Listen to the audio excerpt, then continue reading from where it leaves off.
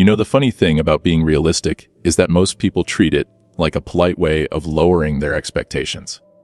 Like it's the responsible version of giving up. Dream less, hope less, try less. That's what being realistic is supposed to mean, right? But if you actually pay attention for a second, you'll realize something. Every person you admire wasn't realistic at the beginning.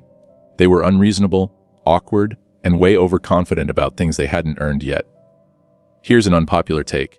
Being realistic is not about assuming the worst. It's about understanding the odds without letting them define you. Most people confuse realism with self-doubt. They look at the numbers, the competition, the past failures, and then quietly decide, yeah, that's probably not for me. That's not realism. That's underestimating yourself with extra steps. You don't need blind confidence. You don't need fake positivity. You don't even need motivation. You just need one thing: accurate self-assessment. I know that sounds like something a productivity nerd would say, but hear me out. Accurate self-assessment means looking at the situation honestly. Your skills, your weaknesses, the time it will take, without turning that information into a personal attack. Most people see a gap and think, I'm not good enough. Realistic people see a gap and think, that's what needs to be built. Let me give you an example. Say you want to start a business. Most people either say, I'll be a millionaire in a year, or it's too saturated, there's no point.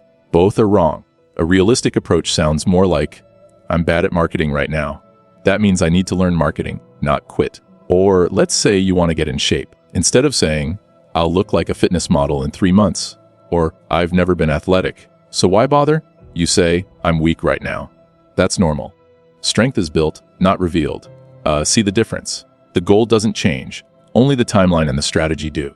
That's the beauty of being realistic without selling yourself short. It takes the pressure off your ego. You're not trying to prove anything. You're just doing the work. Here's how this looks in practice. First, separate facts from stories. Facts are things like time, skill level, resources. Stories are the conclusions you jump to about what those facts say about you.